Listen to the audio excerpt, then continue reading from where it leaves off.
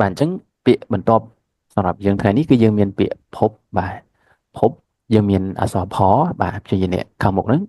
ឈ្មោះថាអក្សរផហើយផនឹងផងដែរឈ្មោះថាផផានนะครับផហើយនឹងអក្សរបអានេះបใบไม้អញ្ចឹងពាក្យនេះយើងអានថាភពអ្នកគ្នាអានថាភពដូចខ្មែរយើងស្អីអក្សរផហើយនឹងអក្សរពោហ្នឹងណាបាទយើងអានថាភពហ្នឹងឯងបាទអញ្ចឹងអានភពអញ្ចឹងដូចគ្នាអ្នកគ្នាអានភពតែពាក្យនេះមានសអនៅក្នុងហ្នឹងបាទអានថាភពភពបកប្រែថាជួបម្ដងទៀតភពបកប្រែថាជួបបាទអូខេអញ្ចឹងយើងទៅមើលប្រយោគឧទាហរណ៍ទាំងអស់គ្នាណាបាទប្រយោគទីមួយយើងអានថាสวัสดีครับขอพบคุณแอนได้ไหมចាម្ដងទៀតสวัสดีครับឬក៏យើងនិយាយสวัสดีครับបាទសួស្ដីបាទขอพบคุณแอนได้ไหมបាទគេថាសួស្ដីបាទសូមជួបអ្នកនាងแอนបានទេបាទคุณแอนคุณបើសិនជាយើងបកប្រែស្រីយើងប្រែថាអ្នកនាងហើយបូកឈ្មោះអ្នកនាងแอนបើប្រុសលោកមកដូចคุณจรអញ្ចឹងលោកចនអញ្ចឹងកន្លែងនេះសូមជួបជាមួយแอนឬក៏អ្នកនាងแอนបានទេចឹងបើសិនជាយើងសុំជួបមួយណាគេយើងប្រើពាក្យហ្នឹងណាខភពញ៉ាឲ្យដាក់ឈ្មោះទៅបាទយើងអាចនិយាយចេះក៏បានដែរសុំជួបជាមួយអ្នកនាងអានញ៉ាយើងអាចនិយាយថាខភពคุณแอนค่ะបាទចឹងក៏បានដែរតែក្នុងនេះគេថាខភពคุณแอนได้ไหมគាត់ស្នើណាបាទប្រយោគទី2អានថាเขาจะมาพบคุณเมื่อไหร่ลองទៀតเขาจะมาพบคุณเมื่อไหร่បាទតើគាត់បាទเขาប្រែថាគាត់ណាគាត់នឹងមកជួបអ្នកពេលណាបាទ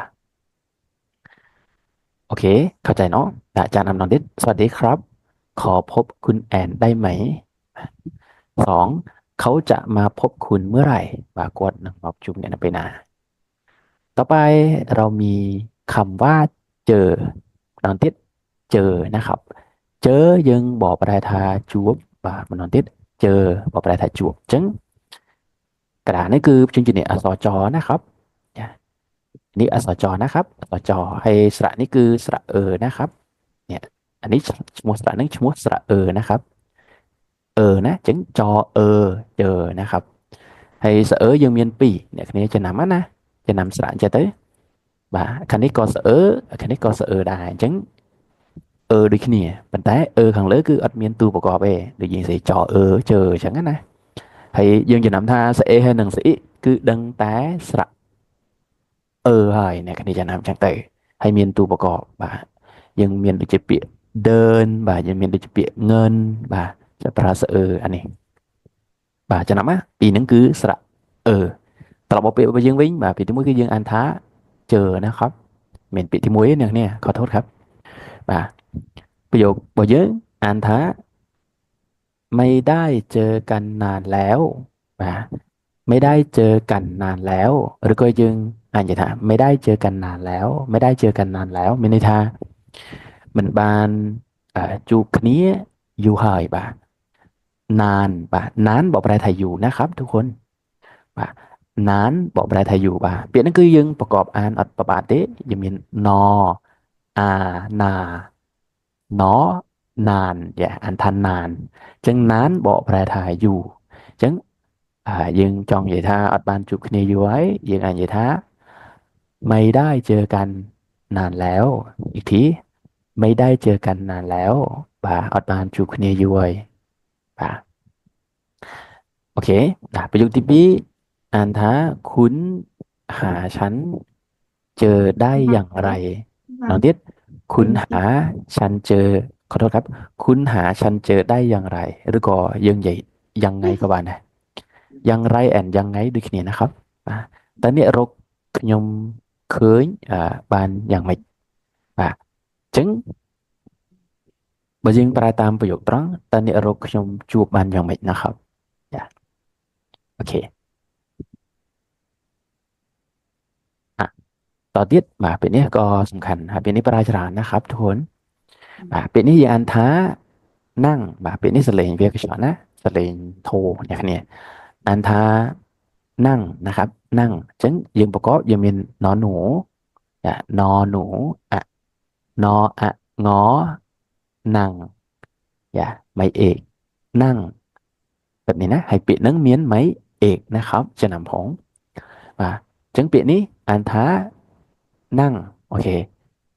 นั่งយើងបកប្រែថាអង្គុយឬក៏ជិះអូខេពាក្យនេះប្រែបានពីអង្គុយឬក៏ជិះนะครับโอเคឥឡូវយើងទៅមើលប្រយោគឧទាហរណ៍นะครับប្រយោគទី1យើងអានថាเชิญนั่งครับម្ដងទៀតเชิญนั่งครับឬយើងអាចនិយាយเชิญนั่งครับបើយើងនិយាយเชิญนั่งครับឬក៏មនុស្សស្រីនិយាយเชิญนั่งค่ะโอเคពាក្យเชิญកន្លែងនេះអានเชิญណាឆណเชิญอันนี้អក្សរយ៉ยิงទេតែនៅពេលដែលយ៉ยิงជាតួប្រកបគឺចេញសលេងឲ្យននូนะครับអញ្ចឹងពាក្យនេះអានថាเชิญเชิญเชิญនឹងមានន័យថាអញ្ជើញណាអ្នកគ្នាម្ដងទៀតเชิญเชิญបកប្រែថាអញ្ជើញโอเคเชิญนั่งครับមានន័យថាអញ្ជើញអង្គុយបាទប្រយោគទី2เราจะนั่งรถไฟไปเชียงใหม่ម្ដងទៀតเราจะนั่งรถไฟไปเชียงใหม่មានន័យថាយើងនឹងជិះរថភ្លើងទៅเชียงใหม่អញ្ចឹងកន្លែងនេះយើងប្រើអង្គុយអត់កើតទេយើងប្រើថាជិះវិញអូខេឥឡូវអាចារ្យនឹងបញ្យល់អ្នកគ្នានៅពេលដែលអ្នកគ្នាជិះអីមួយ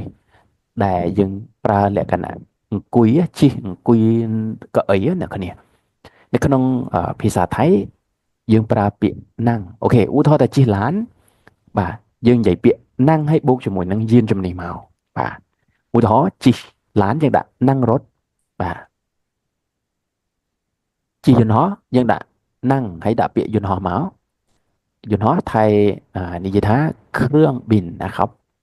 បាទអញ្ចឹងជិះយន្តហោះนั่งเครื่องบินนะครับបាទជិះរថភ្លើងយើងដាក់นั่งรถไฟមកជាតាក់ស៊ីយើងដាក់นั่ง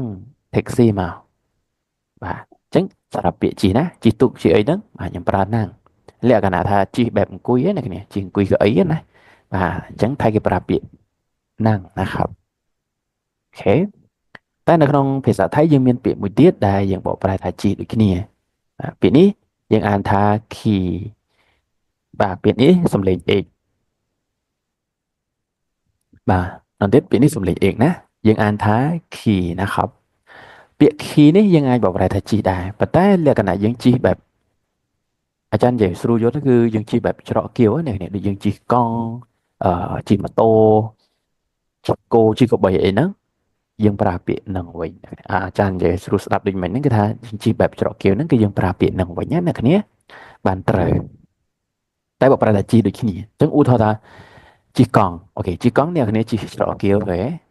បាទអញ្ចឹងអ្នកគ្នាប្រើពាក្យ ขี่ទៅហើយកង់នៅក្នុងភាសាថៃគេប្រើខុសครับភាសាថៃនិយាយថាจักรยานนะครับ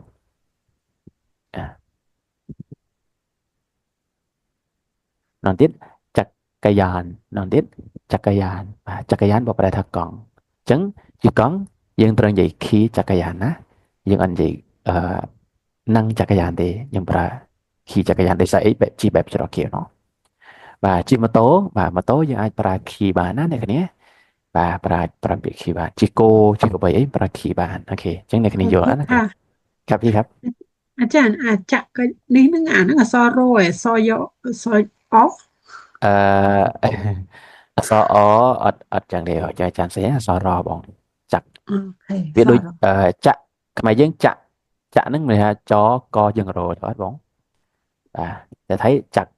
ហ្នឹងចអនឹងកហើយមានររើបាទអក្សររបងមានអក្សរអនេះណាបាទអានថាจักรยานតែពិតបើយើងអានទៅតួអក្សរគេអានចក្រយានนั่งไงចក្រយានតែយើងអាចនិយាយจักรยานឬក៏អានว่าจักรยานបានអត់អីទេจัก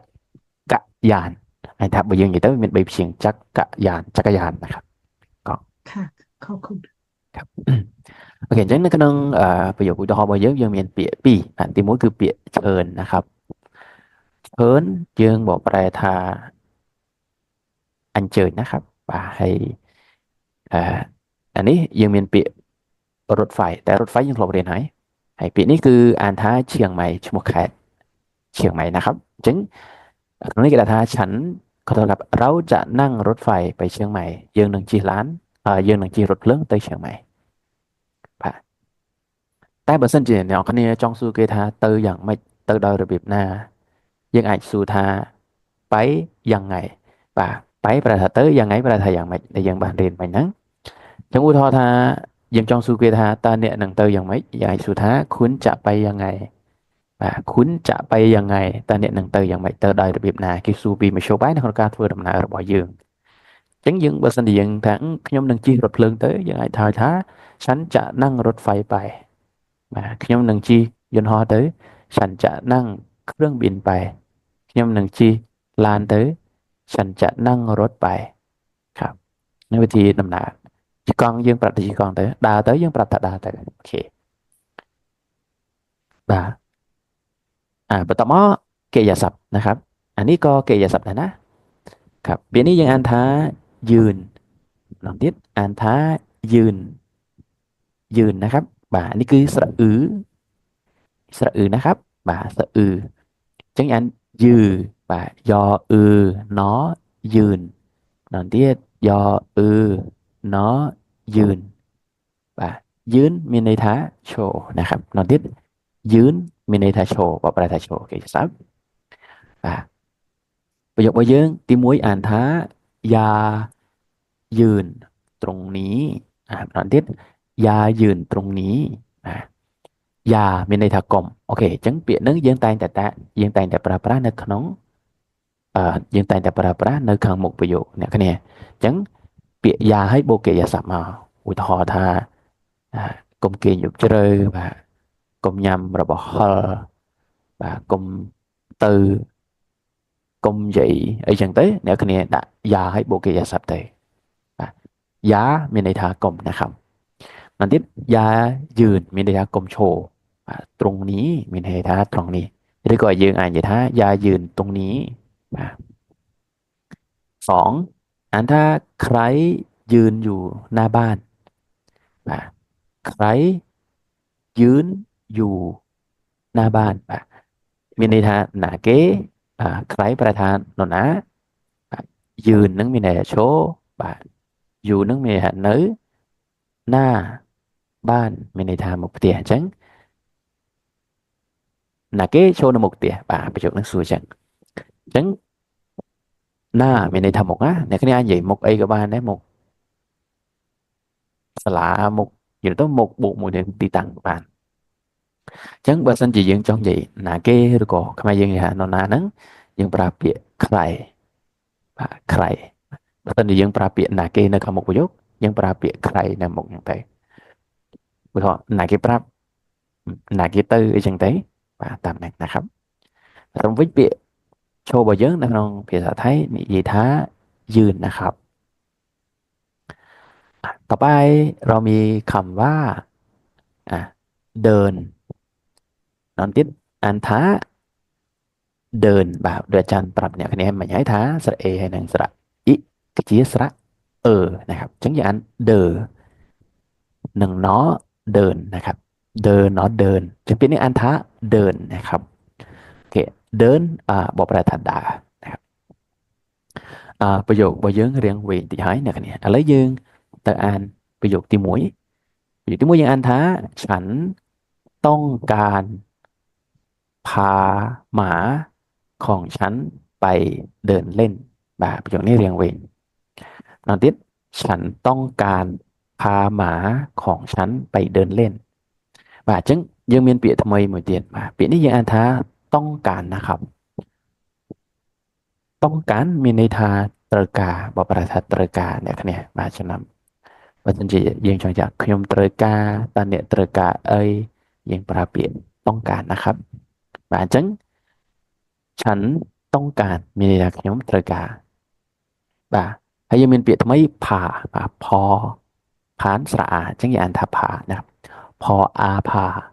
ฉันต้องการพาបាទខ្ញុំត្រូវការនាំហើយយើងមានពាក្យหมาពាក្យនេះអានសលេងចតបានបបប្រែថាឆ្កែអ្នកគ្នាបាទของฉันរបស់ខ្ញុំ ไปเดินเล่นไปเดินเล่นนั่นมีฮะแต่ดาកំសាន្តដើរឆ្កែដើរលេងនាំឆ្កែដើរលេងមើលគេមើលឯងចាំសួនសាធារណៈឬក៏តាមផ្លូវអញ្ចឹងណាអាហ្នឹងថៃគេប្រើពាក្យเดินเล่นนะครับរងវិញអានថាฉันต้องการพาหมาของฉันไปเดินเล่นខ្ញុំត្រូវការនាំឆ្កែរបស់ខ្ញុំទៅដើរលេងដើរលេងហ្នឹងគឺដើរឆ្វែឆ្វែជុំវិញផ្ទះមើលគេមើលឯងណាតែខ្មែរយើងថាដើរកំសាន្តមើលគេមើលឯង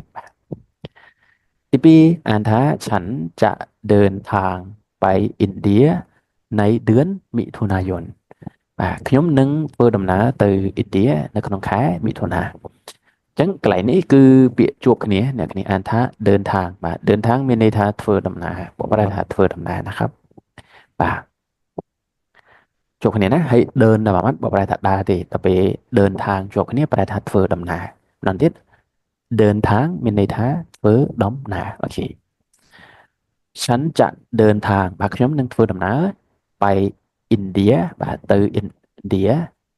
ในเดือนមិថុនាយននៅក្នុងខែមិថុនាអញ្ចឹងនៅក្នុងខែណាមួយអ្នកនេះប្រើណៃนะครับណៃប្រែថាក្នុងเดือนខែណាเดือนខែเดินដើរពាក្យនេះបងដនេះតែងតែច្រឡំពាក្យเดินអានเดือนពាក្យเดือนអានเดินអញ្ចឹងតែច្រឡំថាស្អេស្អ៊ីទៅញ៉ាំเดินឥណ្ឌាអូខេណូ ចឹងពាក្យរបស់យើងអានថា đơn ណាជាកិរិយាសព្ទដែរ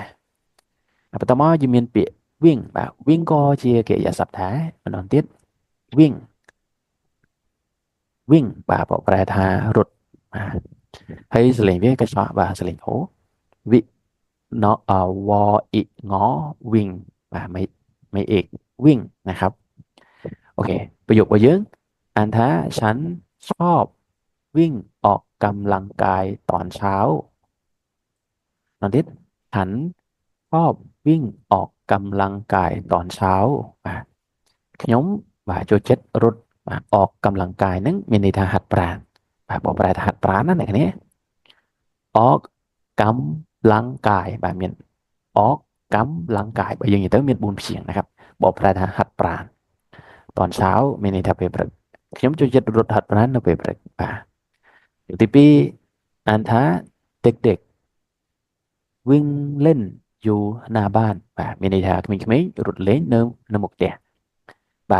ហើយពាក្យលេងអ្នកគ្នាកុំអានលេនណាអានលេនលេងចឹងអត់ត្រូវទេសលេងវាเล่นแบบนี้นะเล่นកុំអានល្បែងណាអានវាអត់ត្រូវកុំអានលេនចឹងណាနောက်ទៀតเด็กๆวิ่งเล่นอยู่หน้าบ้านក្មេងៗរត់លេងនៅមុខផ្ទះ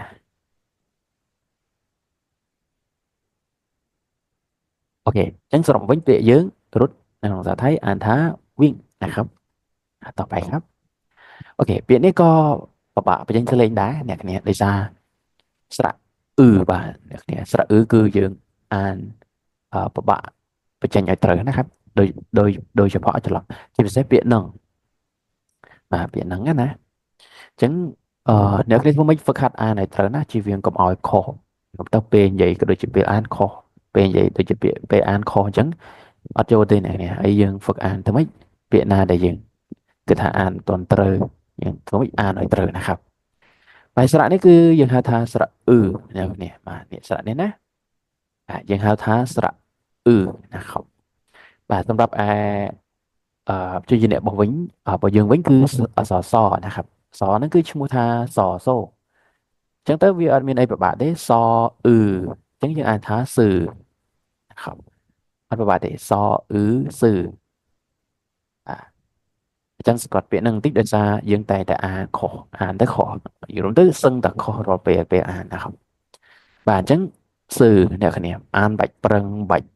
អីទេគឺធម្មតាទេសឺนะครับអូខេអញ្ចឹងពាក្យនេះយើងមានសញ្ញាមេថូនៅខាងលើសលេងវាយើងអានសលេងវាបែបនេះណាអានថាសឺបែបនេះนะครับដល់ទៀតសឺសឺហើយវាមិនមែនស្រៈទេអ្នកគ្នាពេលខ្លះចូលចិត្តអានច្រឡំទៅជាមួយនឹងស្រៈអញ្ចឹងពាក្យសឺយើងអានសឺអញ្ចឹងអត់ត្រូវទេអ្នកគ្នាគឺខុស 100% មកបើនិយាយទៅអាចនឹងអត់យល់កថាបានដែរអញ្ចឹងស្រៈนะครับមិនមែនស្រៈទេ ចឹងស្រមោលពាក្យនេះយើងអានថាซื้อដល់ទៀត ừ. ซื้ออย่าซื้อ Sư ថាទិញយើងអាចសេសិងខ្មែរឬក៏អង់គ្លេសក៏បានដែរយើងសេស៊ឺចឹងណាស៊ឺទោះបីយើងបញ្ចេញសលេងអត់ទាន់ត្រូវឲ្យអត់ត្រូវស្រាក់មួយព្យញ្ជនៈសិនទៅក៏បានដែរครับស៊ឺយ៉ាស៊ឺទិញបាទម្ដងទៀតស៊ឺមានន័យថាទិញបាទយើងទិញអីវ៉ាន់អីយើងប្រើស៊ឺของប្រើពាក្យของបានឥឡូវយើងទៅមើលប្រយោគរបស់យើងអានថាเขาชวนฉันไปซื้อของเขาชวนฉันไปซื้อของមានន័យថាគាត់បបួលខ្ញុំទៅទិញអីវ៉ាន់បាទឈួនអានេះអានថាឈួនណាប្រែថាបបួលបាទបបួលម្ដងទៀតឈួនបប្រែថាបបួលបាទเขาชวนฉันไปซื้อของគាត់បបួលខ្ញុំទៅទិញអីវ៉ាន់ទិញរបស់ណាของប្រែថារបស់បាទតែពាក្យซื้อของយើងបកប្រែថាទិញអីវ៉ាន់បានណាចាំមានថាគាត់បបួលខ្ញុំទៅទិញអីវ៉ាន់ទីពីរคุณซื้อกระเป๋าใบนี้ที่ไหนមានន័យថាតើអ្នកទិញកាបូបមួយនេះនៅណាបាទใบហ្នឹងយើងអត់បកប្រែណាគ្នាใบហ្នឹងគឺជំនួសឲ្យកាបូបវាជានាមរងាប់ខ្មែរយើងថាកាបូបពីរអញ្ចឹងថៃនិយាយថាក្រเป๋า2 ใบបាទកាបូបពីរคุณซื้อกระเป๋าใบนี้ที่ไหนតើអ្នកទិញកាបូបមួយនេះនៅណាឬក៏អ្នកគ្នាអាចនិយាយថាคุณซื้อกระเป๋านี้ที่ไหนតើអ្នកទិញកាបូបនេះនៅទីណាអូខេអញ្ចឹងស៊ឺមានន័យថាទិញអ្នកគ្នាបើសិនជាយើងចង់និយាយទិញអីមួយយើងនិយាយស៊ឺបូកមួយនឹងនាមមកអ្នកគ្នាឧទាហរណ៍ខ្ញុំចង់ទិញបាទฉันอยากซื้อខ្ញុំចង់ទិញអីគេដាក់នឹងទៅតែខ្ញុំចង់ទិញកាបូបฉันอยากซื้อกระเป๋าខ្ញុំចង់ទិញអីវ៉ាន់ฉันอยากซื้อของបាទខ្ញុំចង់ទិញអីដាក់នឹងទៅអ្នកគ្នាអីទេតែបើចាន់សកត់បញ្ជាក់ម្ដងទៀតថាទិញនៅក្នុងភាសាថៃនិយាយថាซื้อយ៉ាស៊ឺបាទស៊ឺนะครับបាទចាំមើលលើកក្រោយមានអ្នកអានខុសទៀតអត់ពេលមួយនេះក៏កិរិយាសព្ទដែរអានថាขายอีกทีนะครับอ่านว่าขายแปลថាលក់បាទคอยอขายនេះខไข่ណានេះស្រៈអាอันนี้ยอខាយอខายតែពេលនេះសំឡេងទី5ណាអ្នកគ្នាសំឡេងចតុវាអញ្ចឹងសំឡេងទី5យើងអានយើងអូនតិចសំឡេងចតុវាខុសโทษนะครับអញ្ចឹងអានថាขายแบบนี้นะครับអញ្ចឹងបកប្រែថាលក់ណាขายប្រែថាលក់ប្រយោគនេះរឿងវែងតិចហើយអ្នកគ្នាហើយវាមានពាក្យថ្មីច្រើនទីមួយយើងអានថាรายได้ของฉันขึ้นอยู่กับการขายបាទម្ដងទៀតรายได้ของฉันขึ้นอยู่กับการขายប្រយោគនេះបកប្រែថាចំណូលរបស់ខ្ញុំអាស្រ័យទៅលើការលក់អញ្ចឹងពាក្យรายได้បាទรายได้ហ្នឹងបកប្រែថាចំណូលណាអ្នកគ្នាបាទម្ដងទៀតรายได้បកប្រែថាចំណូលបាទรายได้ของฉันขึ้นอยู่กับการขายបាទចំណូលរបស់ខ្ញុំបាទពាក្យ3នេះជាប់គ្នាណាขึ้นอยู่กับបាទ3ហ្នឹងជាប់គ្នា3ព្យាង្គណាបកប្រែថាអាស្រ័យលើបាទរายได้ของฉันขึ้นอยู่กับการขายបាទថាចំណូលរបស់ខ្ញុំអាស្រ័យទៅលើការលក់អញ្ចឹងលក់ច្រើនបានចំណូលច្រើនលក់បានតិចចំណូលបានតិចមានន័យអញ្ចឹងតោះមកយើងមានពាក្យថាขายยังไงម្ដងទៀតขายยังไงขายยังไงហ្នឹងគឺមានន័យថាលក់យ៉ាងម៉េចអញ្ចឹងនៅពេលដែលអ្នកគ្នាចង់សួរអ្វីមួយថាអាហ្នឹងលក់មិនអញ្ចឹងអ្នកគ្នាអាចសួរថាขายยังไงឥឡូវអ្នកគ្នាចង់សួរប្លឹកហ្នឹងលក់មិនយើងចង់សួរអញ្ចឹងមែនអត់ពេលខ្លះយើងសួរប្លឹកមួយម៉ានឬក៏ប្លឹកលក់មិនពេលខ្លះណាឬក៏អាវហ្នឹងលក់មិនខោហ្នឹងលក់មិនអីចឹងដែរពេលខ្លះយើងសួរអាវមួយម៉ានខោមួយម៉ានใช่ไหมครับអូខេអញ្ចឹងពាក្យប្លឹកតើមានណាគេចាំពាក្យប្លឹកទេបាទពាក្យប្លឹកនៅក្នុងភាសាថៃនិយាយថាម៉េចមានណាដឹងទេបាទ แตงโมค่ะ แตงโมค่ะ แตงโมโอเคขอบคุณมากครับแตงโมเนาะចឹងแตงโมនៅក្នុងភាសាថៃแตงโมខ្មែរយើងគឺអលឹកចឹងនៅពេលដែលយើងចង់សួរថាអលឹកលក់ម៉េច ยังไงสู้แตงโมขายยังไงคะแตงโมขายยังไงคะlẫn lộn mấy cái ai lại chỉ cái lô rồi ai lại chỉ ply mà ply phải bàn 30 บาท40 บาทchẳng phải ủ thó và chẳng dân trong su lụa mấy dân trong su ấy dân đã nâng tề và trong su lắc là đã bị lật tề trong su áo đã bị áo tề khá chạy nó và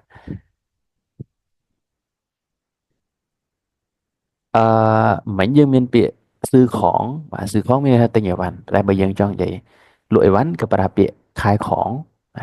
khai khỏng u thọ miền kỳ su dân thaคุณทำงานอะไรคะเดี๋ยวnhóm lụi bánh nộp xà chẳng thế dân ai vậy tha อ๋อฉันขายของอยู่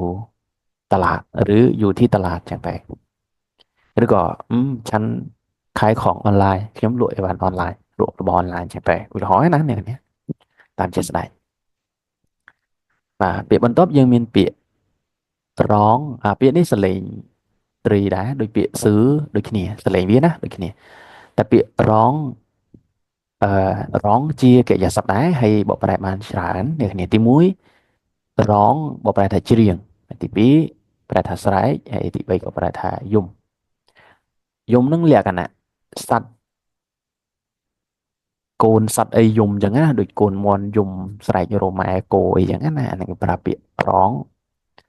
ស្រែកក៏យើងអាចប្រើពាក្យร้องបានដែរนะครับបាទហើយពាក្យร้องយើងអាចប្រើតែច្រៀងបានដែរអញ្ចឹងទៅតាមអត្ថន័យរបស់គេนะครับតាមអត្ថន័យពាក្យហ្នឹងយើងអាចបូកពាក្យបន្ថែមទៅយល់ន័យហើយឥឡូវយើងទៅមើលប្រយោគឧទាហរណ៍យើងអានថាเขาเป็นคนที่ชอบร้องเพลงนั่นទៀត เขาเป็นคนที่ชอบร้องเพลงគាត់ជាមនុស្សដែលចូលចិត្តច្រៀងចម្រៀងហ្នឹងเพลงហ្នឹងប្រែថាចម្រៀងนะครับកុំអានเพลงណាអ្នកគ្នាសលេងខុសគ្នាតិចเพลงឬក៏យើងនិយាយកាត់เพลงนะครับเขาเป็นคนที่ชอบร้องเพลงគាត់ជាមនុស្សដែលចូលចិត្តច្រៀងចម្រៀងបាទឬក៏យើងអាចនិយាយថាเขาเป็นคนชอบร้องเพลงគាត់ជាមនុស្សចូលចិត្តច្រៀងបាទប៉ុណ្ណឹង ទី2អានថាลูกวัวร้องหาแม่นั่นទៀតลูกวัวร้องหาแม่ลูกวัวร้องหาแม่កូនគោស្រែករកម៉ែนั่นទៀតลูกวัวមានន័យថាកូនគោណាបើប្រែថាកូនគោลูกวัวកូនគោបាទร้องหาแม่ស្រែករកម៉ែកន្លែងហ្នឹងឬក៏យំរកម៉ែបាទអញ្ចឹង หาប្រែថារកណាអ្នកគ្នាหาបាទហើយវัวបកប្រែថាគោសត្វគោថៃនិយាយថាវัวนะครับវัวតែសាច់គោយើងអាចប្រើពាក្យនេះណាអ្នកគ្នាគោគោទាំងមូលណាអ្នកគ្នាសត្វគោទាំងមូលណាតែបើយើងចង់និយាយសាច់គោសាច់ឬក៏សាច់គោយើងនិយាយថាเนื้อបាទนอเอือណាนอเอือណាนอเอือไม่โทษเนื้อ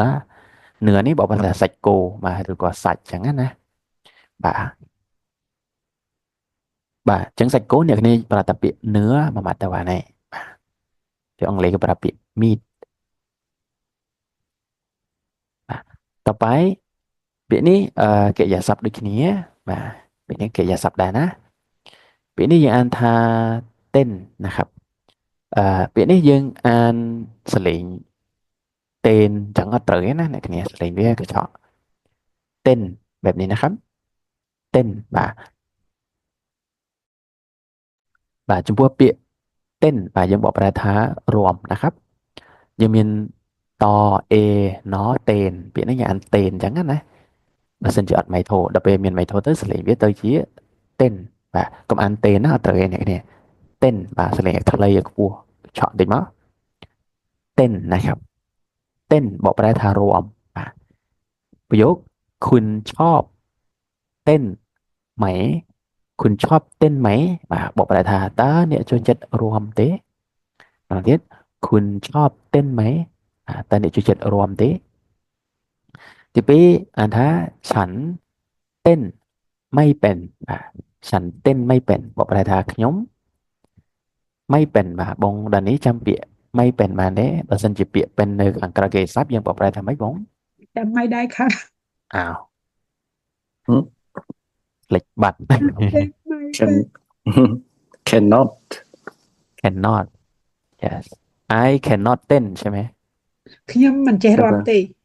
ចាโอเคถูกต้องครับខ្ញុំមិនចេះរាល់ទេអញ្ចឹង រាំទេ ពាក្យប៉ិនបើសិនជានៅក្រៅកិច្ចសព្ទយើងបកប្រែថាចេះ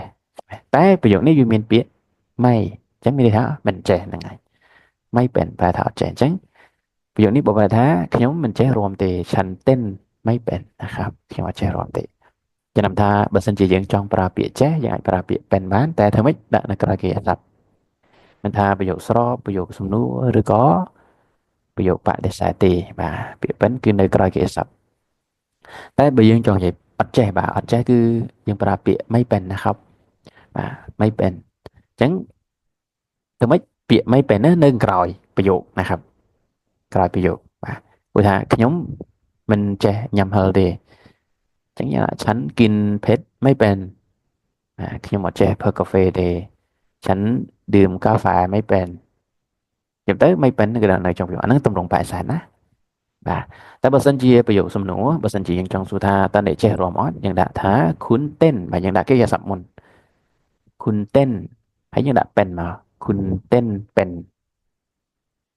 តើអ្នកចេះរាំហើយយើងចង់សួរចេះរាំអត់យើងថែមពាក្យไหมមកញ៉ាពាក្យไหมคุณเต้นเป็นไหมតើអ្នកចេះរាំទេយ៉ាប៉ុណ្្នឹងហើយนะครับបាទឥឡូវថ្ងៃនេះយើងរៀនដល់ត្រឹមពាក្យเต้นតែពាក្យនៅក្នុងប្រយោគមានច្រើនណាស់អ្នកគ្នាថ្មីច្រើនนะครับអញ្ចឹងនេះนะครับวันนี้วันพฤหัสที่วันนี้วันที่8เดือนพฤษภาคมปีคศ2025นะครับโอเคเดี๋ยวเราจะเรียนคำศัพท์ต่อนะครับจะเรียนពាក្យបន្តបាទពាក្យបន្តយើងមានពាក្យថារំนะครับឡងទៀតពាក្យនេះយើងអានថារំរំរសារៈអំអញ្ចឹងអានថារំរំនេះយើងបកប្រែថារាំដោយពាក្យเต้นដែរអ្នកគ្នាបាទតែពាក្យរំនេះប្រភេទរាំដូចរាំរបាំរាំវង់អីយើងប្រើពាក្យរំពាក្យเต้นយើងប្រើទូទៅนะครับចាដូចយើងរាំទង់បាសរាំអីហ្នឹងយើងប្រើเต้นนะครับប្រយោគរបស់យើងអានថាเขารำได้สวยงามจริงๆนอนទៀតเขาរำได้สวยงามจริงๆមានន័យថាគាត់រាំបានស្រស់ស្អាតមែនទែនបាទจริงๆហ្នឹងបកប្រែថាមែនទែនนะครับឬក៏មានន័យថាគាត់ពិតជារាំបានស្អាតមែនទែនឬក៏រាំបានស្រស់ស្អាតមែនទែនអញ្ចឹងពាក្យสวยមានន័យថាស្អាតបាទបកប្រែថាស្អាតណាដល់ពេលយើងចង់និយាយស្រស់ស្អាតគឺយើងប្រើពាក្យสวยงามបាទงามหมองามนะครับហើយពាក្យจริงៗហ្នឹងបកប្រែថាពិតជាមែនឬក៏មែនទែនអីចឹងណាអ្នកគ្នាអាចនិយាយថាពិបាកមែនទែនយើងប្រើពាក្យយ៉ាកจริงๆពិបាកមែនទែនអញ្ចឹងឆ្ងាញ់មែនទែនឬក៏ពិតជាឆ្ងាញ់មែនឆ្ងាញ់ហើយនិយាយថាអร่อยស្អីចឹងណាអร่อยจริงๆឆ្ងាញ់មែនទែនឬក៏ពិតជាឆ្ងាញ់មែនអញ្ចឹងណាអញ្ចឹងបើសិនជាយើងចង់និយាយពាក្យមែនទែនក្នុងភាសាខ្មែរយើងនិយាយមែនទែនអញ្ចឹងយើងប្រើពាក្យហ្នឹងឧទាហរណ៍ថាថ្ងៃហ្នឹងក្តៅមែនទែនអញ្ចឹងអ្នកគ្នាអាចនិយាយថាวันนี้ร้อนจริงๆបាទថ្ងៃហ្នឹងក្តៅមែនទែន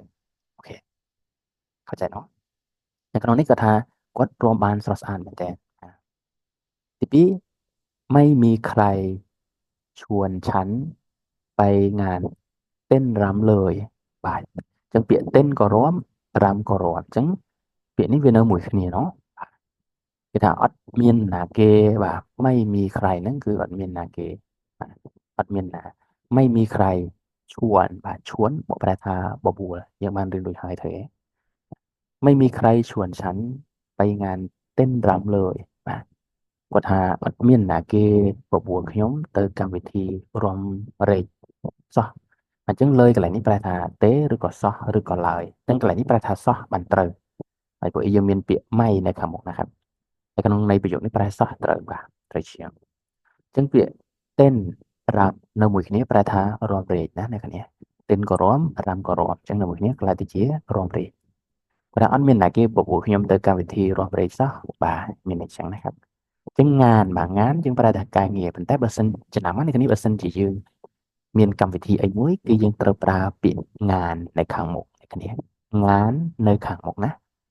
កម្មវិធីរៀបការកម្មវិធីជប់លៀងកម្មវិធីខួបកំណើតកម្មវិធីឡើងផ្ទះថ្មីកម្មវិធីនៅក្នុងវត្តគឺយើងប្រើងាននៅខាងមុខទាំងអស់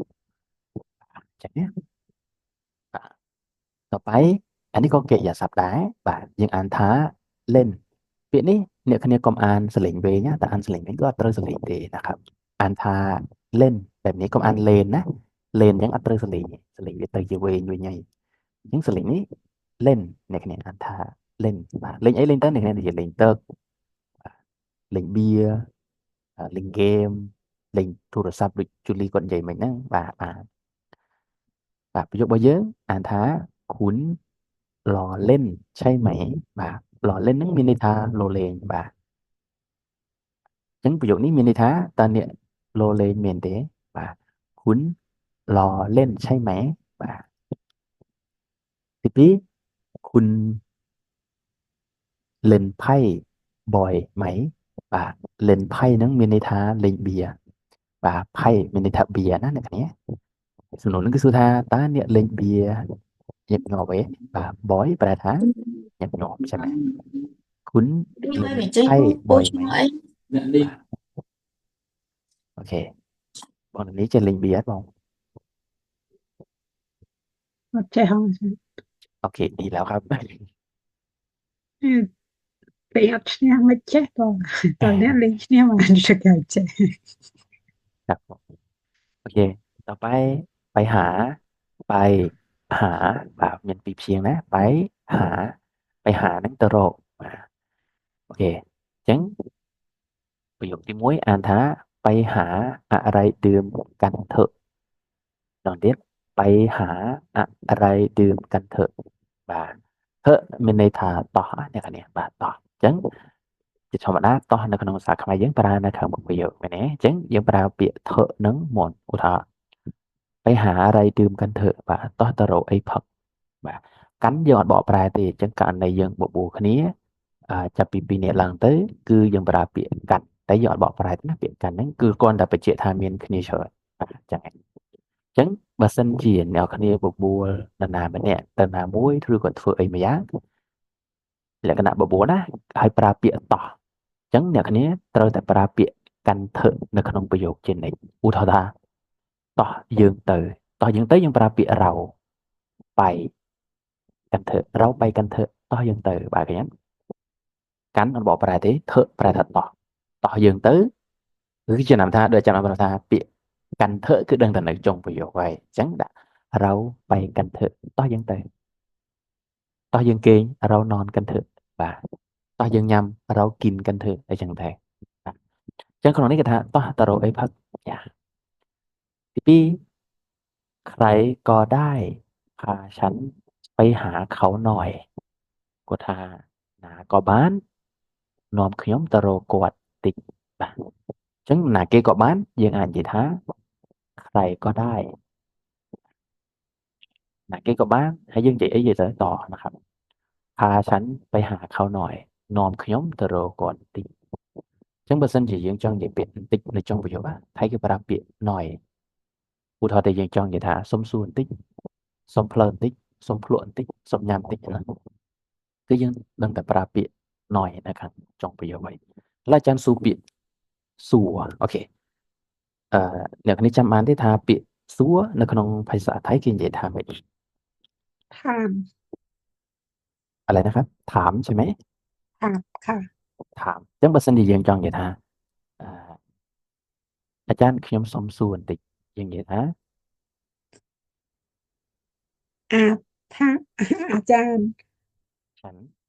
ฉันขอเอ๊ะอาจารย์สมส่วนนี้อาจารย์เออ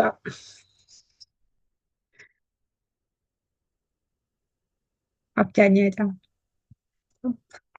ไม่เป็นไรครับขอถา ហ្នឹង ม ហើយក្រោម หน่อย នោះ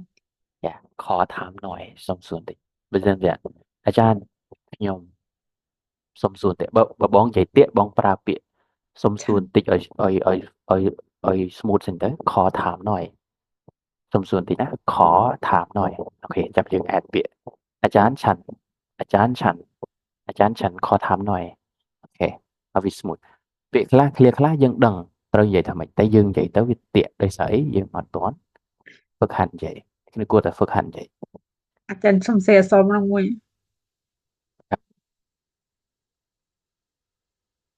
បងចេះសរសហ៎បងចេះសរសស្រួលទេ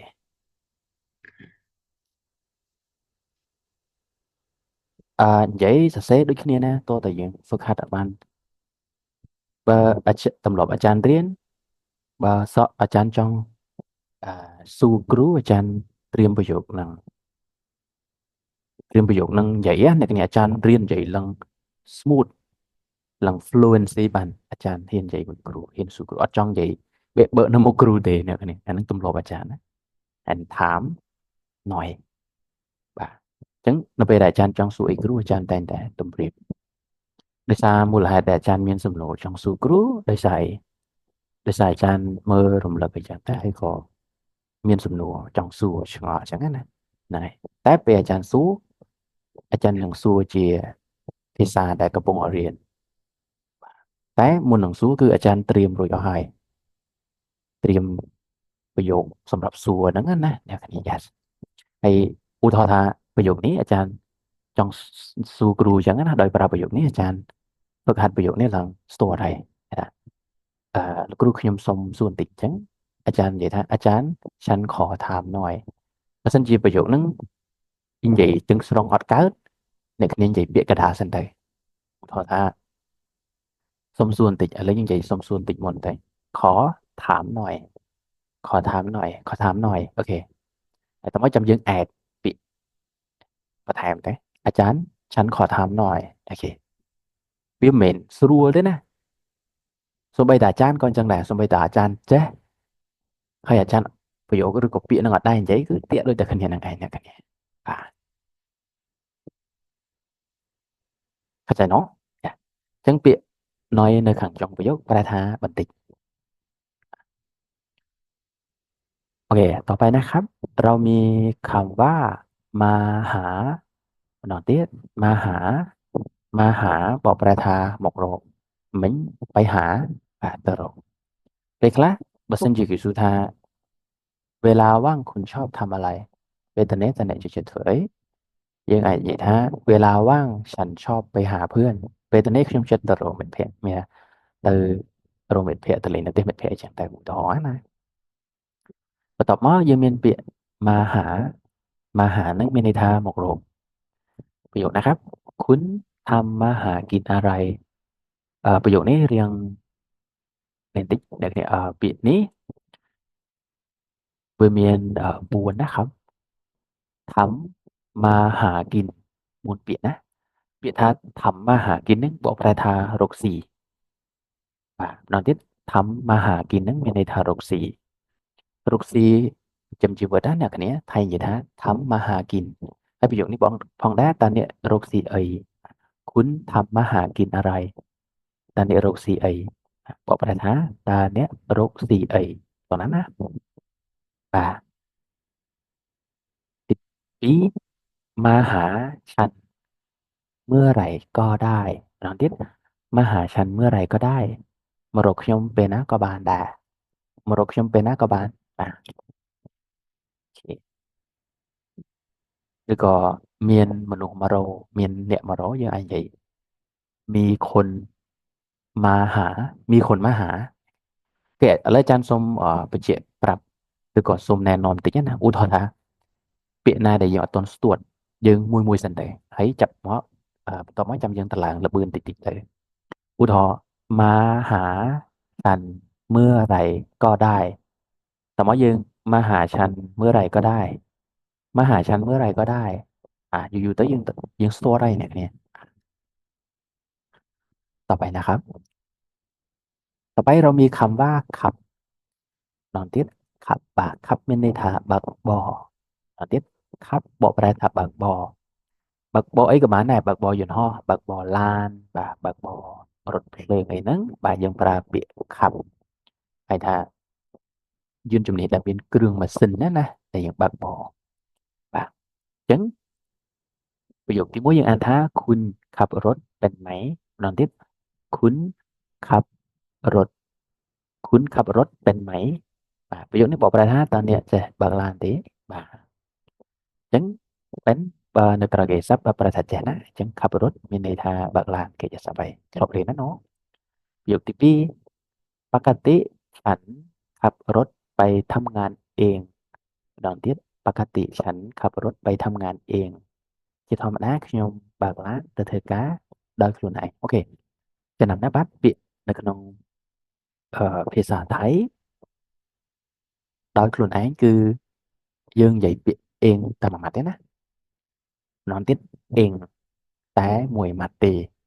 បាទអញ្ចឹងយើងធ្វើអីមួយដោយខ្លួនឯងគឺយើងប្រើតែពាក្យអេងមួយម៉ាត់បានហើយតោះណាអូខេឧទាហរណ៍ខ្ញុំធ្វើម្ហូបខ្លួនឯងបាទខ្ញុំរៀនខ្លួនឯងអញ្ចឹងយើងប្រើពាក្យអេងឧទាហរណ៍ฉันเรียนภาษาไทยเองตาม YouTube បាទមានន័យថាខ្ញុំរៀនភាសាថៃដោយខ្លួនឯងនៅតាម YouTube นะครับបាទចំណាំណាប្រយ័ត្ន អាចារ្យ និយាយខុសครับพี่ ขอถามหน่อย ครับ เอ่อตัวเองនឹងเองបានដូចគ្នាហ៎ ไม่เหมือนกันครับพี่ออดដូចគ្នាទេបើសិនជាបងប្រើពាក្យតួเองបើបងប្រើពាក្យតួเองវាអត់ពាក្យ one នឹងដែលយើងធ្វើអ្វីមួយដោយខ្លួនឯងទេបងបើសិនជាបងប្រើពាក្យតួเองគឺអាចនិយាយថាវានិយាយជាមួយនឹងកិរិយាសព្ទអកម្មភេរណាបងឧទាហរណ៍ថាមើលថែខ្លួនឯងស្រឡាញ់ខ្លួនឯងស្អប់ខ្លួនឯងបានយើងប្រើពាក្យតួเองកើតណាបង ចុះ เข้าใจ បើ ไหม ឧទាហរណ៍ថាខ្ញុំរកស៊ីខ្លួនឯងខ្ញុំបង្កើតមុខរបរខ្លួនឯងអញ្ចឹង អាហ្នឹង អឺ ដោយខ្លួនឯងមកពាក្យនៃដោយខ្លួនឯងយើងប្រើពាក្យអេងតែប៉ុន្មានទេ เองតាเองហ៎ ប្រើ មែ តែ ន ពា តួ ក្យ เอ អេ ង ង នេះចា អត់ទេបងប្រើតួអេងចឹងអត់ត្រូវទេ អូ អាច ឈ និ ប់ យាយ ឃើ បាន ញ ថាអូខេឥឡូវបើសិនជាយើងស្គាល់កិរិយាសព្ទអកម្មហើយនិងសកម្មល្អអាចចេះថាពាក្យអេងហ្នឹងគេប្រើមួយកិរិយាសព្ទសកម្ម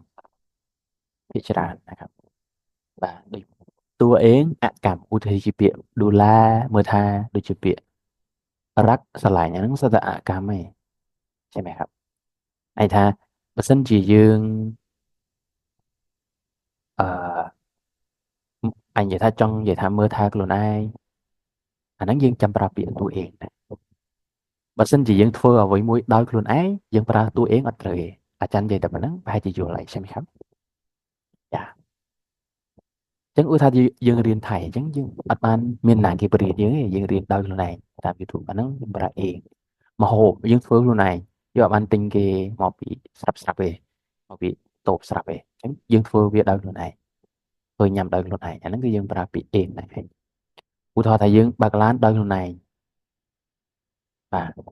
បើកឡានដោយខ្លួនឯងអត់បានជិះមួយណាគេទេអត់បានជិះតាក់ស៊ីឬរថភ្លើងទេអាហ្នឹងយើងប្រើអេងដែរ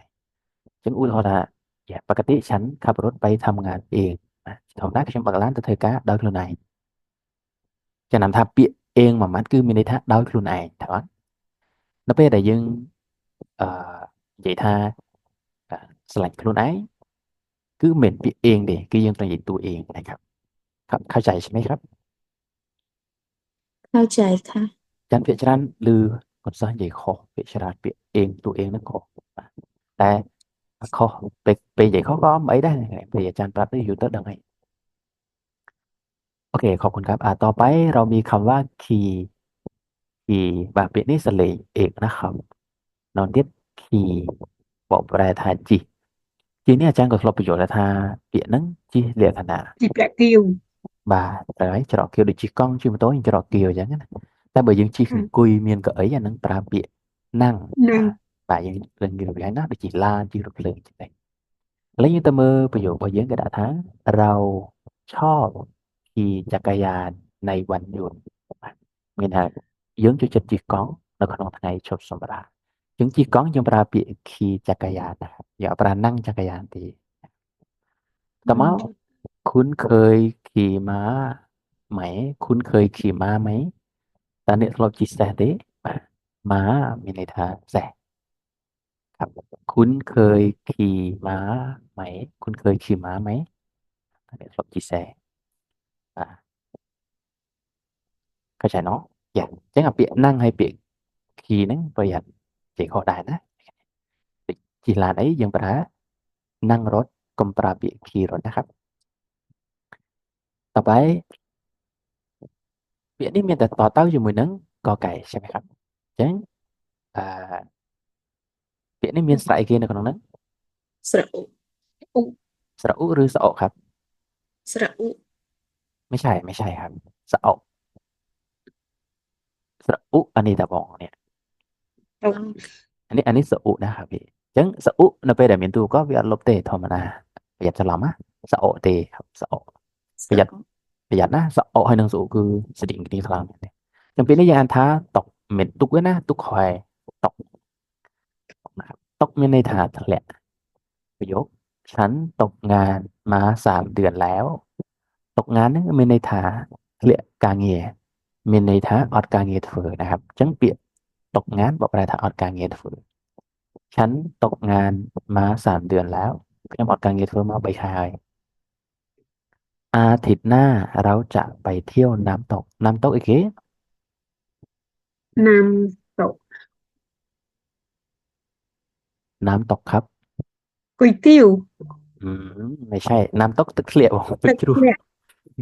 อ่ะ วันศุกร์ลือก๋วยเตี๋ยวน้ำตกไม่เห็นบอก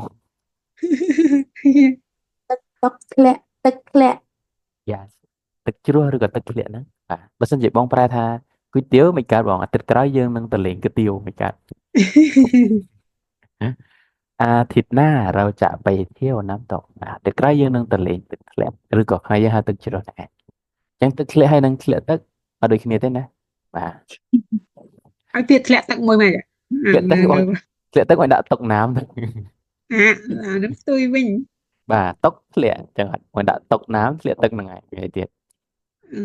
น้ำตกទឹកធ្លាក់ឬក៏ទឹកជ្រោះបាទ អឺ ម្ដងទៀតអាทิตย์หน้าเราจะไปเที่ยวน้ำตกអាទិត្យក្រោយយើងនឹងទៅដើរលេងទឹកធ្លាក់ទឹកជ្រោះតែនៅក្នុងប្រទេសថៃគេមានก๋วยเตี๋ยวน้ำตกก๋วยเตี๋ยวហ្នឹងគឺឈ្មោះก๋วยเตี๋ยวน้ำตกนะครับจูลี่เคยกินหรือยังครับก๋วยเตี๋ยวน้ำตก เคยค่ะ เคยเนาะโอเคมันก็คล้ายๆกับก๋วยเตี๋ยวเรือนะครับเสดียงต่อไปงานนะครับ งานនេះបបប្រែថាការងារឬក៏កម្មវិធីដូចអាចារ្យបានបញ្ជាក់ប្រាប់មេថាបើសិនជាអ្នកអង្គគ្នាទៅចូលរួមកម្មវិធីអីមួយត្រូវប្រើពាក្យงานនៅខាងមុខนะครับអូខេឧទាហរណ៍ថាថ្ងៃកំណើតចោលថ្ងៃកំណើតថៃនិយាយថាวัน កើត เกิดวัน ស្ เกิ អែ ด កវិញផងឆ្នាំខ្លះផង วันเกิดមានន័យថាថ្ងៃកំណើតអញ្ចឹងនៅពេលដែលយើងបើ ចង់និយាយថា យើងឆ្នាំ ទៅ យើងចង់ទៅឆ្នាំលេខទៅឆ្នាំ ទៅកម្មវិធី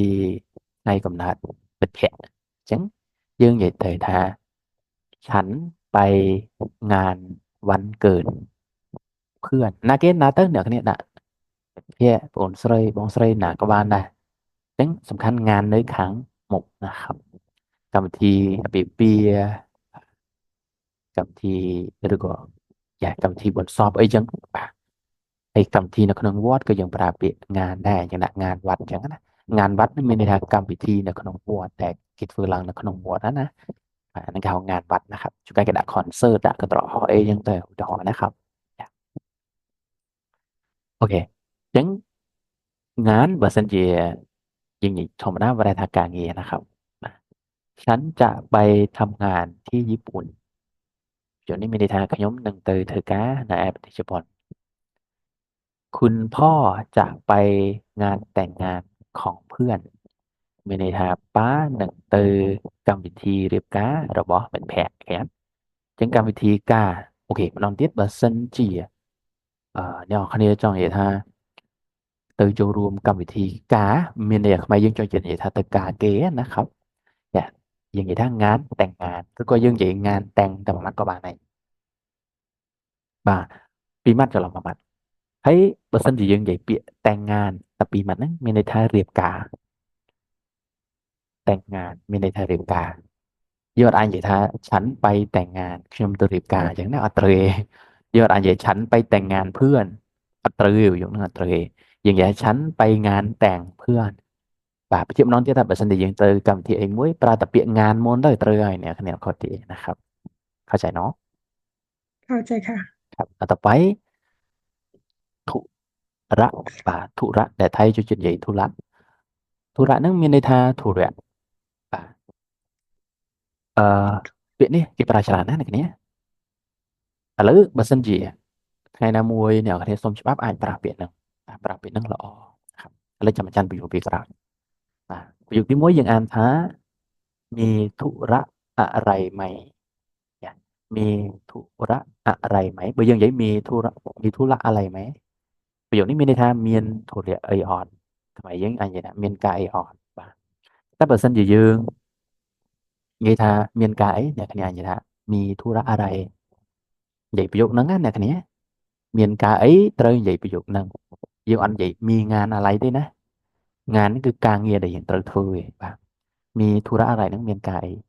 มีธุระอะไรไหมមានការអីអត់ហើយបើសិនជាមានណាគេមករកយើងណាយើងថាមករកខ្ញុំ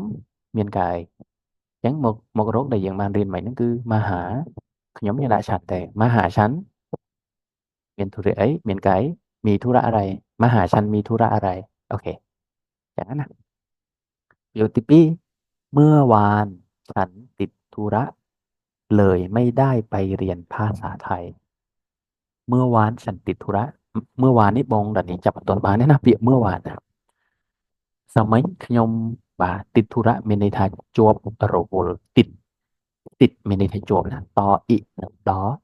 ติดអានว่าติดนะครับเมื่อวานฉันติดธุระបាទសាមិញខ្ញុំជាប់រវល់បាទติดธุระបកប្រែថាជាប់រវល់វិញណាเลยไม่ได้ไปเรียนภาษาไทยបាទเลยកន្លែងនេះបកប្រែថាទៅមិនបានទៅរៀនភាសាថៃមានថាគាត់ជាប់រវល់ទៅមិនបានទៅរៀនថៃนะครับអូខេឥឡូវអាចារ្យប្រាប់ពីពាក្យប្រើពាក្យธุระបាទបើសិនជាយើងនិយាយជាប់រវល់យើងប្រើពាក្យติดธุระนะครับបាទប្រើពាក្យហ្នឹងមកហើយបើសិនជាយើងចង់និយាយមានរវល់គឺយើងប្រើពាក្យมีธุระนะครับឬក៏មានธุระហ្នឹងឯងអូខេអញ្ចឹងបើសិនជាយើងចង់ថាលោកគ្រូថ្ងៃនេះខ្ញុំមានរវល់សុំច្បាប់មួយថ្ងៃអញ្ចឹងយើងតាមនឹងតែថាអាចារ្យฉันมีธุระวันนี้หรือก็วันนี้ฉันมีธุระขอลา1วันค่ะโอเคហើយឧទាហរណ៍ថាសាមិញអត់បានមករៀនទេអាចារ្យសួរថាឧទាហរណ៍បងតានេះអត់បានមករៀនទេអាចារ្យសួរថាพี่เมื่อวานนี้ไปไหนครับបាទហើយអាចារ្យសួរសាមិញនេះតើណាមានន័យថាយើងអត់បានមករៀនយើងដឹងខ្លួនហើយថាគ្រូចង់សួរពីមិនថាសាមិញនេះតើណាមិនបានអត់មករៀនមានន័យចឹងទៅហ៎អញ្ចឹងយើងអាចថាអូฉันติดธุระค่ะអូខ្ញុំជាប់រវល់ចាអញ្ចឹងទៅเข้าใจเนาะបាទ อืม យើងអាចនិយាយជាប់រវល់ឬក៏មានរវល់អញ្ចឹងទៅយើងតាមហ្នឹងទៅណាតែពិតទៅវាអត់មានអីទេប៉ុន្តែយើងរៀនប្រាប់រៀនសរសេររៀននិយាយទៅអត់អីទេนะครับអានេះជាពេលវេលាដែលយើងត្រូវហ្វឹកហាត់ឲ្យបានច្រើនបំផុតតាមដែលអាចធ្វើទៅបានนะครับមិនបាច់អៀនមិនបាច់ខ្លាចទេអត់អីទេนะครับតែភាគច្រើនយើងអត់សូវ active ដែរនៅក្នុងគ្រូរបស់យើងបាទអាចសួរនាំគ្នាបានមិនเป็นไรครับបាទបន្ទាប់មកយើងមានពាក្យភ្លេងนะครับភ្លេងពាក្យនេះយើងអានដំណើរគ្នាណាផហើយនឹងឡគឺធ្វើម៉េចយើងអានដំណើរគ្នាយើងអានផ្លนะครับផ្លA ងភ្លេងนะครับភ្លេងមានន័យថាចម្រៀងមិនមែនបកប្រែថាភ្លេងទេណាបកប្រែថាចម្រៀងដូចជាស្ដាប់ភាសាថៃនិយាយថាម៉េចចាំមកនេះ ฟังស្ដាប់អាចារ្យ ฟังครับถูกต้องអញ្ចឹងស្ដាប់ចម្រៀងฟังភ្លេងឧទាហរណ៍ខ្ញុំចូលចិត្តស្ដាប់ចម្រៀងฉันชอบฟังเพลงឧទាហរណ៍អញ្ចឹងទេប្រយោគរបស់យើងฉันชอบฟังเพลงป๊อปអានេះបាទเพลงป๊อปហ្នឹងគឺเพลง pop អ្នកនេះបាទฉันชอบฟังเพลงป๊อปបាទទី2វិไลชอบร้องเพลงมากម្ដងទៀតវិไลชอบร้องเพลงมากបកប្រែថាវិไลចូលចិត្តច្រៀងណាស់អញ្ចឹងร้องเพลงច្រៀងร้องเพลงច្រៀងចម្រៀងฟังเพลงស្ដាប់ចម្រៀងណា จะนำว่าร้องเพลงร้องนี่ยังบ้านเรียนกับยังไงแห่งเกียร์นะครับฟังเพลงสำหรับจำเรียงร้องเพลงเรียงจำเรียงนะครับเรียนเรียนมวยเปียดเดียดขอโทษครับเปียดนี่ยังอ่านทาโดยนะครับโดยนะดออันนี้สระโอนะครับไทยเมียนสระโอได้แต่เสียจะนะประหยัดฉลองมวยโอนะครับโอโดโดยโดยนี่แปลถัดดอยโดยองเลบาย by นะครับประโยคฉันไปที่นั่นโดยเครื่องบินอ่ะมีนักจำเปียเครื่องบินมานี้เครื่องบินแปลว่าอะไรครับ เครื่องบินมาซินกะล็อกอาจารย์ไม่ใช่ครับตะกะล็อก ไม่ใช่ เครื่องบินยนต์ฮอมองบ้องเลยจ้ะแต่ฉันไปที่นั่นโดยเครื่องบินมีนะครับខ្ញុំទៅទីនោះដោយសិនទៅក្លុកไม่ใช่ครับดอยยนต์ฮอจะเลยมาซินตะกะล็อกอาจารย์ทำอีกอันนั้นเครื่องปั่นครับพี่ปั่นอีกบินเสดียงเนี่ยอันนี้เครื่องเราได้ดะปั่นว่าปั้นไม่ได้ทากะหลอกเลยบองใหญ่ตะกะหลอกบางอันใหญ่น้ำปั่นบานนะครับน้ำปั่นอย่าตะกะหลอกเครื่องปั่นอันนั้นmesinกะหลอกเข้าใจเนาะបាទអញ្ចឹងค่ะនៅពេលដែលយើងធ្វើអីមួយដោយយើងប្រើដោយទៅឧទាហរណ៍ស្ពើនឹងរៀបរៀងដោយឬក៏ឧបត្ថម្ភដោយអ្នកគ្នាអាចនិយាយប្រាប់ពីធ្វើដំណើរដោយអីគេមួយទៅយើងប្រើទៅឧទាហរណ៍ខ្ញុំទៅเชียงใหม่ដោយរថភ្លើងអញ្ចឹងណាអញ្ចឹងអញនិយាយថាฉันไปเชียงใหม่ដោយរថไฟតែយើងអាចនិយាយថាខ្ញុំជិះរថភ្លើងទៅเชียงใหม่អញ្ចឹងក៏បានដែរតែជិះរថភ្លើងយើងប្រើពាក្យนั่งវិញนะครับ ฉันนั่งรถไฟไปเชียงใหม่មួយជិះមួយទៅដោយតែខ្មែរយើងហើយនឹងថៃភាគច្រើនចូលចិត្តប្រើពាក្យជិះใช่ไหมครับចាឡានជិះអឺតែភ្លើងជិះយន្តហោះអញ្ចឹងទៅอันนั้นต้องช่วยอาจารย์ดิมั้งเป็นน่าจะเผลออัดโดจงอย่างถ้ายังปลาដោយរថយន្តអីអាហ្នឹងអត់ប្រើដោយនេះទេដោយគេថាបង នេះដោយនេះ อาจารย์ไม่เข้าใจคำถามครับ ចឹងនិយាយថាចេះយើងទៅដោយរថភ្លើងដោយអីមិញអាចារ្យថាអត់ប្រើអាដូចនឹងទេប្រើប្រើបានបងណាស់វិញប្រើបានចង់និយាយថាបងចង់និយាយដោយក៏បាននិយាយนั่งក៏បានមានន័យអញ្ចឹងអូខេนะครับព្រោះថាអូបើសិនជាថាបងថាខ្ញុំជិះរថភ្លើងទៅเชียงใหม่អញ្ចឹងបងនិយាយតាមនឹងទៅฉันជិះរថភ្លើងนั่งรถไฟទៅเชียงใหม่ไปเชียงใหม่តែបើបងចង់និយាយថាខ្ញុំទៅเชียงใหม่ដោយរថភ្លើងអញ្ចឹងក៏និយាយទៅតាមតាណាទៅខ្ញុំទៅเชียงใหม่អញ្ចឹងបងត្រូវនិយាយថាฉันไปเชียงใหม่แต่ว่าបងដាក់ដោយរថភ្លើងក៏ដោយរថไฟមក ค่ะ ครับยังไงមានន័យថាបងចង់និយាយមិនក៏បានដែរស្រីតែបងទេចង់ប្រើពាក្យដូចក៏បានចង់ប្រើពាក្យนั่งដែលបកប្រែថាជិះក៏បានទេค่ะគ្រាន់ค่ะតែកិរិយាសព្ទវាខុសគ្នាបើយើងប្រើអឺដោយកិរិយាសព្ទនៅមុខនេះไปที่นั่นហ្នឹងកិរិយាសព្ទនៅមុខបើបងប្រើนั่งជិះហ្នឹងបាទប្រើមុខវិញមុខឲ្យបានបូកជាមួយនឹងយានជំនិះឧទាហរណ៍นั่งរថไฟជិះតែភ្លើងไปเชียงใหม่ទៅเชียงใหม่ nắng vì kệ giả sập sập bay nó có kệ giả sập tài và lứ đôi nó đòi náเพลงเพลงนะกับอันเพลงตรีธุระvàอันนี้บันสูนะธุระงานตกขี่ขับมาหาไปหาเล่นcông an lệnh về nhá Việt nắngอารมณ์ตอนติดอารมณ์โอเคแล้วอาจารย์หนึ่งเอาเดี๋ยวนี้อ่านมันเนี่ย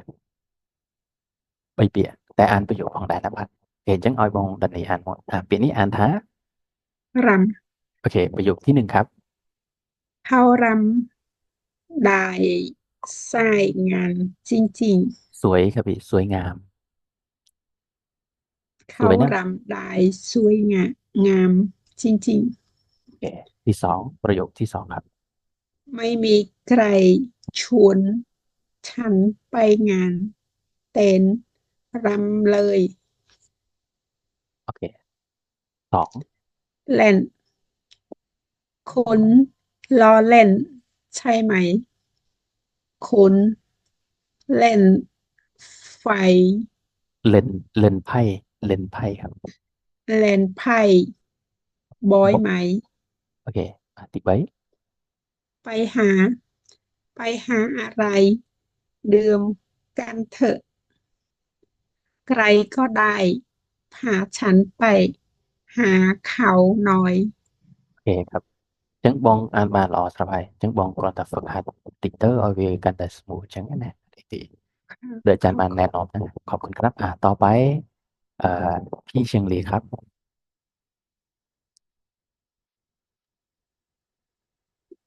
มาหาคุณทำมาหากินอะไร มาหาฉันเมือง เมื่อครับพี่เมื่อ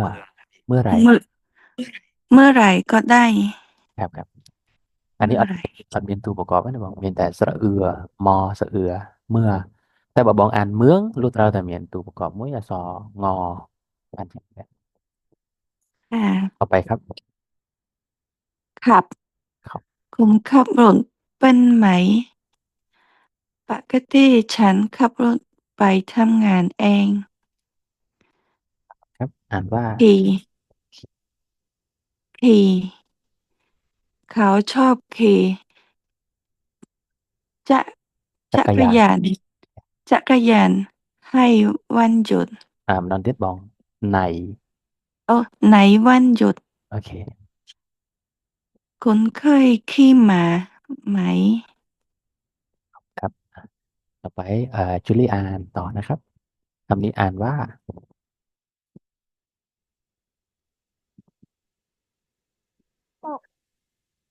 ตกโอเคประโยคครับ อาจารย์จำประโยค โอเคไม่เป็นไรครับงั้นจูลี่อ่านแต่คำศัพท์ก็ได้นะครับโอเคงั้นคำศัพท์ที่หนึ่งอ่านว่าตกหมกโอเคที่สอง งาน งานแผนที่สาม ธุระ ธุระโอเคขอบคุณครับอันประโยคโอเคប្រហែលជាជូលីអត់ទាន់ចាប់ប្រយោគអរិសាប្រហែលជាវាជាប់គ្នាចឹងណាតែជូលីអាចមើលប្រយោគហើយฝึกอ่านตามสมัยបានต่อไปพี่เล็กอ่านได้ไหมครับ ได้ค่ะ โอเคคำนี้อ่านว่า เพลง น้องที่บอกเพลง เพลง โอเคประโยคครับ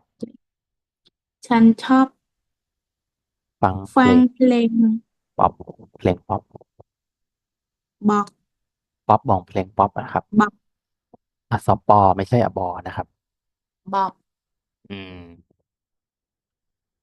เมนบอยนะบอกปอนะครับ ป๊อป อย่าประโยคที่สองครับ วิ วิไล วิไลชอบร้องเพลงมาก โอเควิไลឈ្មោះគាត់ដែរពីចុងក្រោយ เคย ដល់នេះមែនដោយ ค่อย โดย ដល់ទៀតដោយ โดย โอเค ฉันไป